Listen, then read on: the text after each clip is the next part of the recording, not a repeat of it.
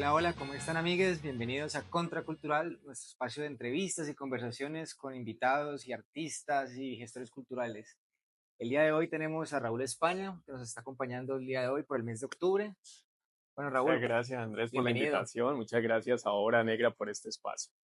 Bueno, Raúl, cuéntanos, ¿a qué te dedicas? ¿Qué haces? Bueno, pues yo soy narrador oral escénico, también se les conoce como cuenteros.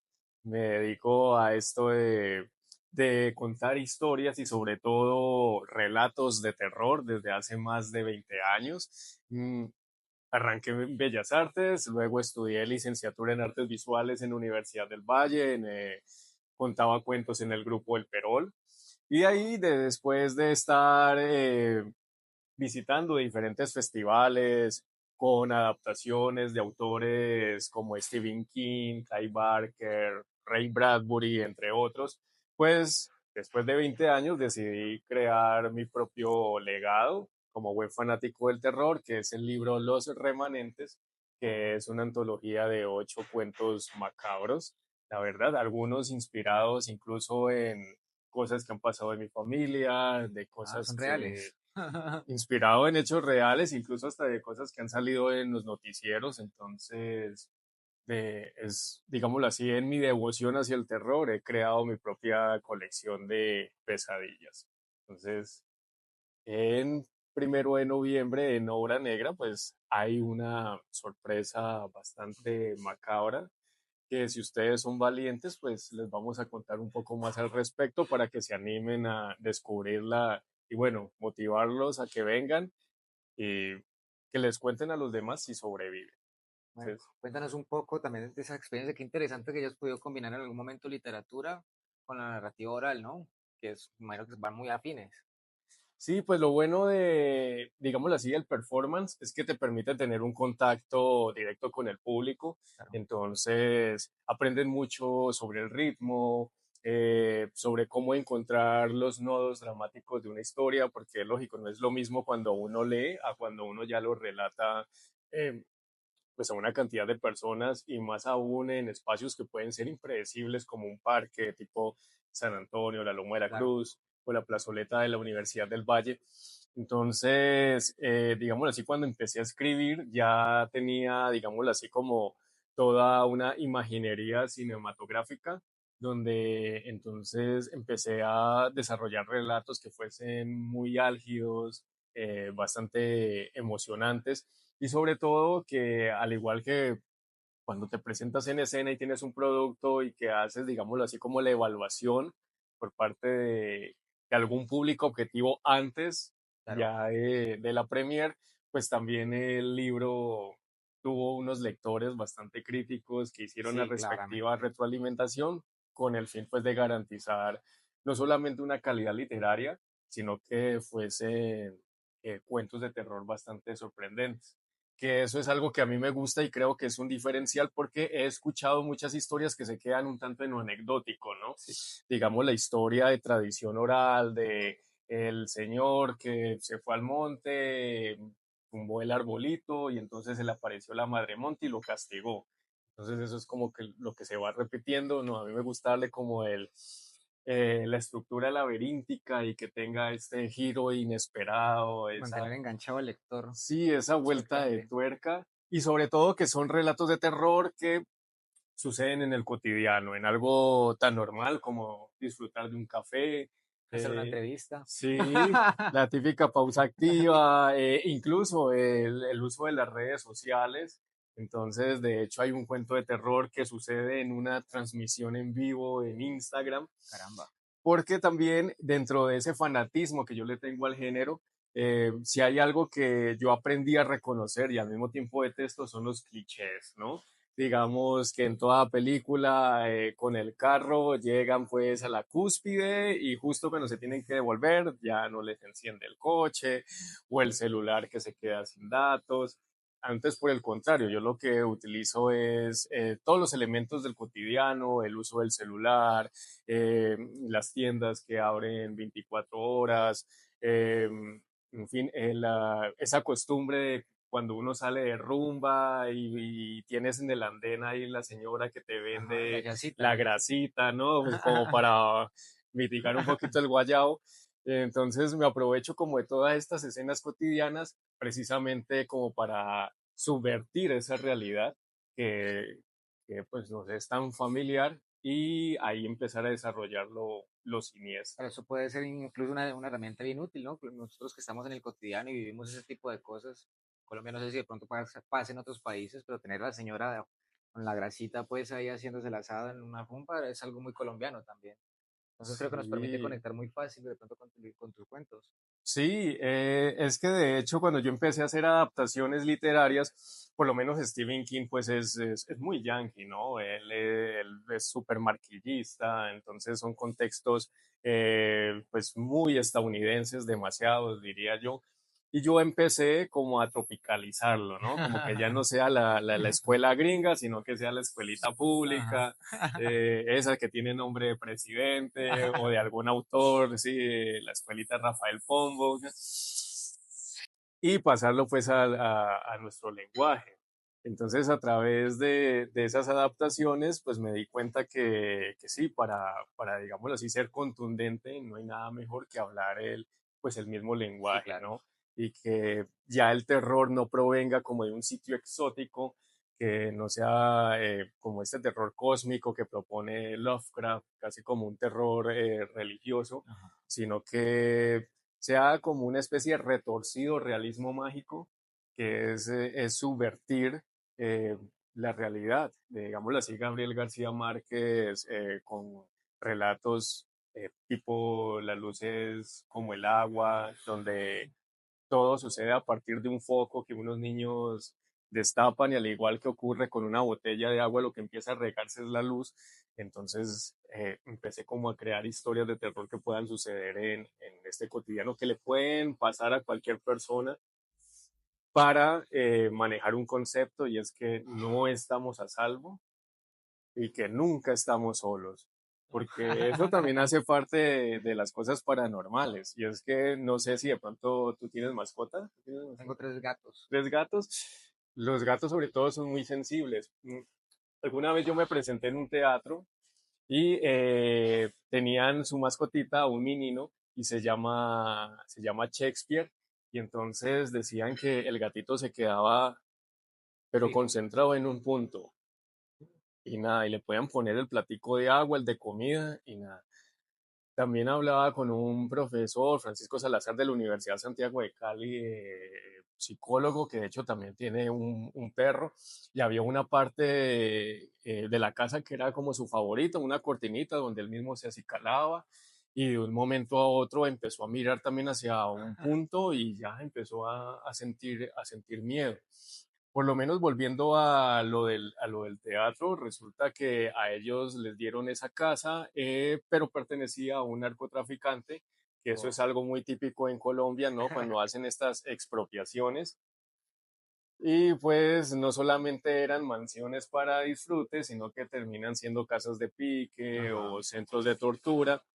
Entonces, claro, cuando ya llega una familia o en este caso una propuesta cultural, pues empiezan a sentir manifestaciones y lo que nos contaban en este teatro es que de hecho cuando los actores ya se preparaban para salir, eh, que les arrancaban los bolsillos del vestuario, a las chicas que No tenían jodas. collares les reventaban las perlas, que dejaban cosas y no era que se las robaban, sino que se las escondían, o sea, era como si estuviesen haciendo una Juegan cantidad duendecitas, como dicen por de, ahí los de abuelos. travesuras y la persona que era, digámoslo así, como el encargado de cuidar el teatro, él veía como una sombra blanca o una sombra negra que pasaba y así sentían que les acariciaban el cabello o sentían como una respiración, algo. Carajo.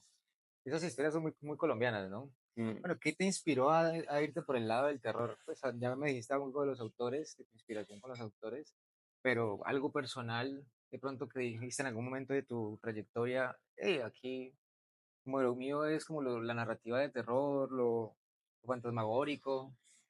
Bueno, pues digámoslo así que el primer cuentero que yo conocí en mi vida se llamó Betamax, que la Ok. gente joven no sabe qué es, pero les explico. El Betamax era un Uh. dispositivo donde se podían ver películas en una memoria USB así de grande. Y no pueden enroscar. Sí, sí. Entonces, digámoslo así que en mi casa no había censura y en aquellos años 80, de hecho, yo la primera película que le pedí a mi papá que alquilara no era ni Bambi ni Pinocho, sino Platoon de Oliver Stone. Ni Y idea. entonces mis papás, no, hágale. Y en ese orden de ideas empezaron a traer las películas de terror, la saga de Viernes 13, Ok. las de Pesadillas sin fin, las de Chucky, en fin, obviamente Michael Myers. Gracias Entonces, casi que al trauma pues de la familia, te alimentaron ese trauma. sí, y fue, digámoslo así, que el inicio de esta fascinación por el terror, pero también mi papá le tenía mucha fe a una señora que hacía riegos. Mi Ah, papá era ok. muy de los que en Semana Santa hacía el saumerio, tenía la penca rezada detrás de la puerta, que también eso es algo Sí, muy, muy muy colombiano. colombiano. De hecho, él tiene unas materas con unas plantas pues que han sido como rezadas, y lo que nosotros sabemos es que cuando mi papá fallezca, esas plantas tienen que ser eliminadas porque si no anclarían su espíritu Ok. ahí a ese lugar, quedaría como una remanencia. Por eso el libro se llama Los Remanentes, porque pues todos somos energía, este cuerpo es simplemente un templo, un hogar de paso de carne, y lógicamente pues cuando se descompone se supone que esa energía tiene que trascender. Claro. Pero a veces si la persona queda con algunos asuntos pendientes y de pronto su destino se vio truncado por, no sé, un asesinato, de verdad su destino fue interrumpido, entonces queda el ánima en pena porque Sí. precisamente como no lo dejaron, digámoslo así, vivir, Trascender. sí, trascender, entonces se queda anclado a un lugar o se puede prender a una persona o incluso a un objeto. Ok. Entonces, en el caso de mi familia, nosotros vivíamos en el barrio Alfonso López. Mi papá pues tenía la terraza de cemento y un vecino también estaba haciendo adecuaciones en su propiedad. De hecho, en esa época pues de niño uno se podía ir corriendo pues por todos los techos y tal Sí, con los sí. amiguitos. Entonces el vecino que estaba atrás le dijo, no, es que yo quiero hacer unas adecuaciones, pero lógicamente préstame tu terraza pues para yo hacer las mezclas y todo eso. Mi papá, no, listo, dale, no hay problema. Cuando pues mi papá sube, se da cuenta que le ha destruido pues nuestra propiedad, incluso él tenía como unos materiales en una bodeguita y ya le hacían falta cosas, No, joda. entonces se encargó al señor, tan, mejor dicho, casi que se van a los puños y esa amistad se acabó. Lógicamente, pues como el vecino no se volvió a aparecer, pues nosotros no nos dimos cuenta y el señor sufría de cáncer. Ah, caramba. Mientras tanto, mi papá, cada vez que salía el tema a colación, medio le recordaban el nombre y eso lo maldecía, le arreaba a la madre, o sea, se creaba el mal ambiente. Como a los 2 meses, el señor falleció y desde la noche que supuestamente debía partir al otro mundo, empezamos a escuchar pasos, En la terraza. ajá, Oh, Dios. iban y venían. El instinto como buen colombiano dice, nos están metiendo, ¿no? Y Claro. entonces nos asomábamos, poníamos las linternas y todo, pero nada, pero sí eran los pasos. Uf. No se veía el propietario, pero cada noche se hacían más fuertes. Entonces, mi papá fue donde esta señora, precisamente que le hacía los riegos, que el baño amargo, el baño dulce y Ajá. todo esto. Y la señora pues hizo el estudio, ¿no? Le leyó el tarot y todo esto y dijo que, claro, como mi papá tenía esa enemistad y de hecho cada vez que lo recordaba lo maldecía, entonces el espíritu no pudo trascender, sino que se quedó ahí anclado debido a ese Oh, resentimiento. por Dios. Y lo que tuvo que hacer mi progenitor, pues fue una misa de difuntos, como un acto de constricción. Y apenas le pagó la misa, Se dejó. desaparecieron los Qué loco. pasos. Cosas que También, uno diría que de pronto no tienen sentido, pues porque igual eso nunca ha tenido sentido lógico. Pero cuando le toca a uno vivirlo, o tiene el familiar sí, ahí que te está contando todo esto, No, y yo parto de un hecho social y es que así cuando uno se toma un café o están conversando, tarde que temprano la otra persona, de todos los temas que puede ser fútbol, política, los Simpsons, lo que sea, tarde que temprano termina saliendo una buena anécdota de fantasmas. O le pasó a esa persona o conoce a alguien muy, muy, muy cercano que lo vivió. Y tiene que ver un poquito también con el pensamiento oceánico, que es muy freudiano, y es esta sensación de lo sublime, es decir, que hay cosas que se Sí, van más allá de nuestros sentidos, que por más tecnología que tengamos, por más pensamiento racional, hay misterios en el universo que nos vamos a entender. fascinan, que nos generan la curiosidad y tenemos que entender que por más en tecnología, por estar hiperconectados, no tenemos todas las respuestas. Claro. Entonces nos aterra, pero al mismo tiempo nos provoca ese morbo, como esa adrenalina de querer saber más y tal vez aventurarnos por cosas que pueden ser un poquito peligrosas. Claro, Conozco muchas personas que se han metido a jugar con la tabla Ouija y sí, les eso ha ido pasa un re montón. mal.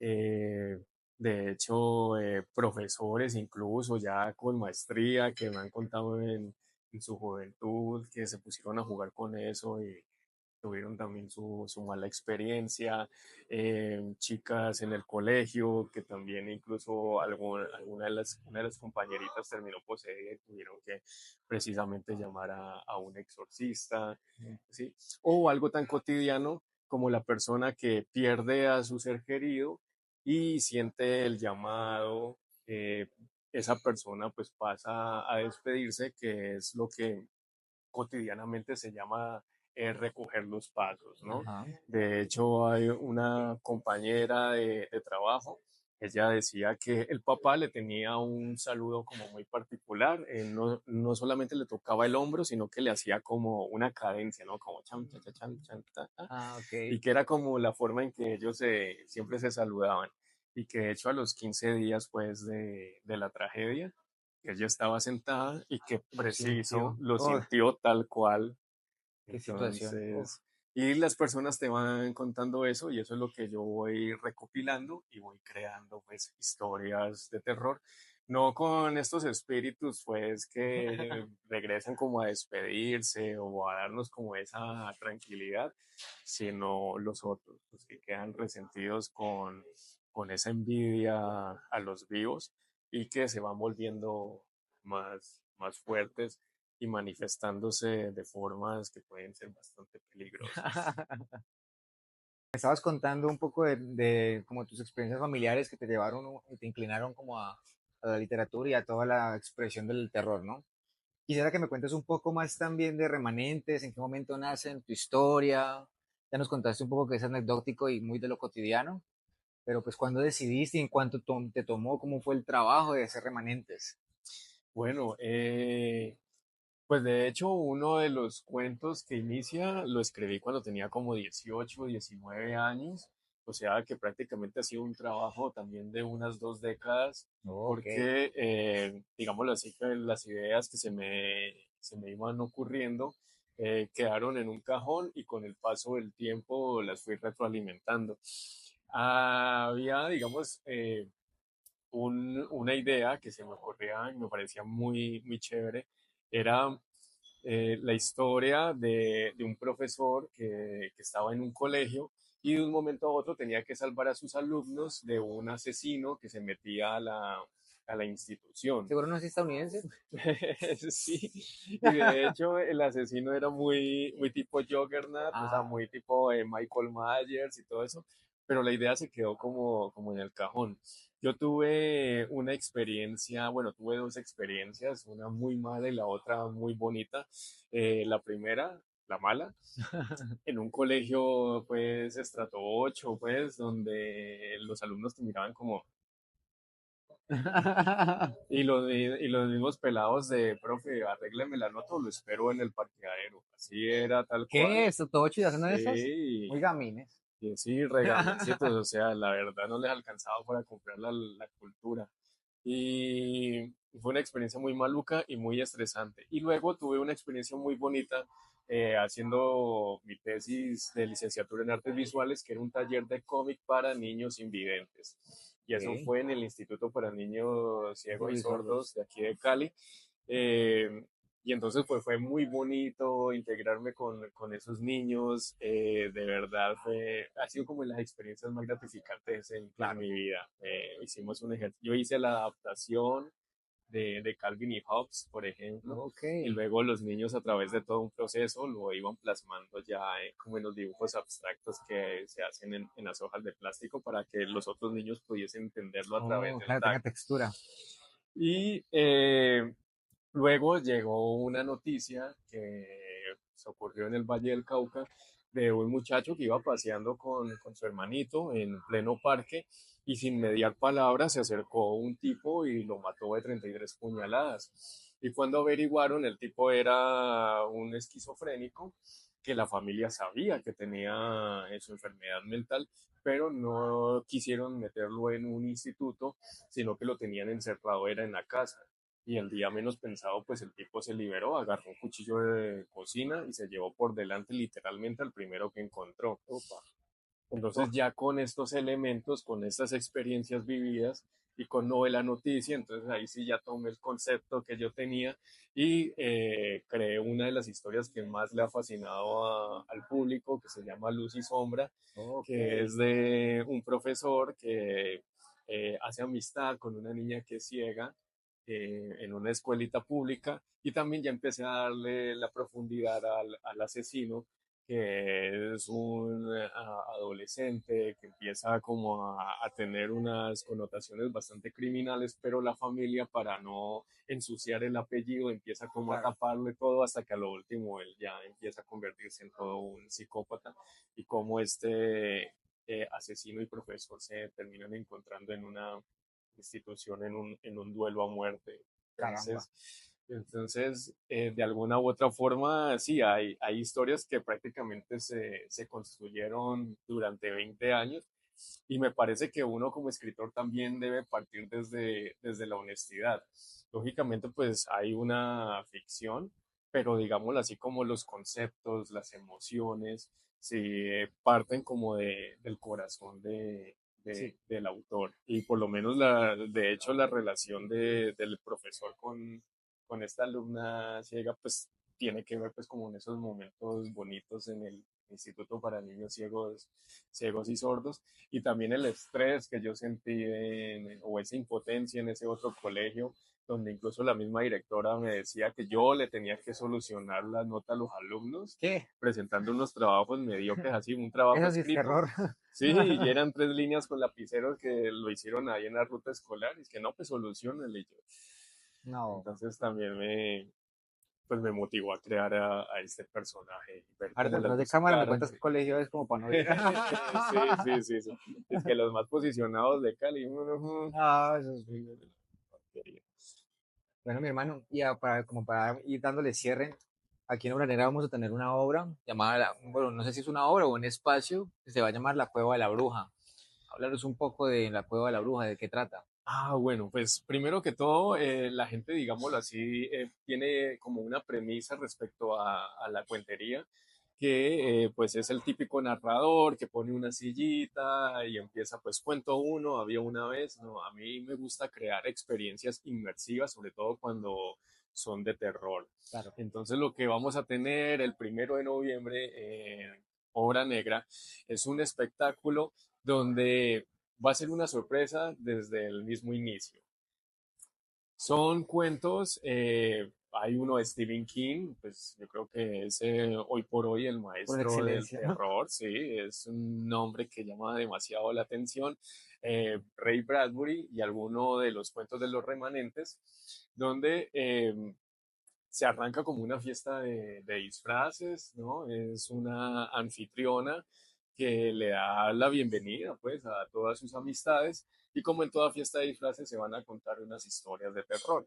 Lo que pasa es que a medida que va surgiendo cada historia dentro de este agasajo, van a empezar a suceder cosas Ajá. que tarde que temprano incluso también van a cobijar a los espectadores. Entonces, de verdad es algo Va a ser una bastante experiencia genial. inquietante, una combinación entre el cuento y el teatro, que no es la típica función que de pronto ustedes pueden ver en la plazoleta de la Univalle o en un parque, sino que de verdad se hace acopio como de muchos recursos para que de verdad se cree esa atmósfera del terror. Entonces, va a ser algo que sin duda va a elevar bastante sus nervios. Bueno, Pues ya lo saben, eso es el 1 de noviembre a las 7 de la noche. 7 de la noche. A las Primero de 7 de la noviembre. Y también para recordarles que a partir de este mes vamos a tener funciones de teatro en Hora Negra. Además, pues esperamos que sea todo un éxito el 1 de noviembre. Los esperamos a todos con sus disfraces. Pueden hacer su reserva al número que aparece aquí en pantalla. Ya Andreina se encargará de eso. Yo solamente señalo aquí. Y nada, Raúl, pues creo que nos dejas con las expectativas bastante. No sé si querramos escuchar algo de Remanentes. Igual lo escucharemos ese día en la Cueva de la Bruja. Muy agradecido contigo. No, muchas gracias a ti, Andrés, por la invitación. Muchas gracias a Obra Negra y pues a todos los que nos siguen, a las personas que nos están viendo. De verdad, esto es un café cultural. Hay mucha programación cultural y si les gustan las emociones fuertes, reitero, 1 de noviembre, 7 de la noche, garantizo que van a tener unas muy buenas pesadillas. Nos vemos, chicos. Muchas gracias. Por favor, escríbanos, reserven. Los esperamos este mes y el 1 de noviembre con Raúl España. Adiós. Chao. Salud. Ya. En muchos funerales se deja un vaso de agua debajo del ataúd. Mi abuelo la tomó. Sí. El man iba como con sed y cuando le dejamos el vaso con agua, se la tomó. Y no vean, pues, el cucho tenía sed. Sí, sí, sí. Mm.